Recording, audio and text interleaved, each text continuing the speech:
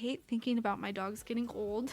If you've ever lost a pet, it literally like rips a piece of your heart out. So I know this episode was shorter, but I hope you take the extra time that you have to do a little maturity check-in. Make sure that you're on the right track with your dog, and maybe work on some areas that you need to improve in. Thank you so much for tuning into Hounding Harmony Dog Training. If you found this episode helpful, it would mean the world to me if you'd follow the show and leave a quick review. This helps other dog owners find the support that they need too. For more tips, training help, and encouragement, follow me on TikTok and Instagram at HH_dog training, or you can check out the resources in the show notes. Until next time, keep hounding that harmony.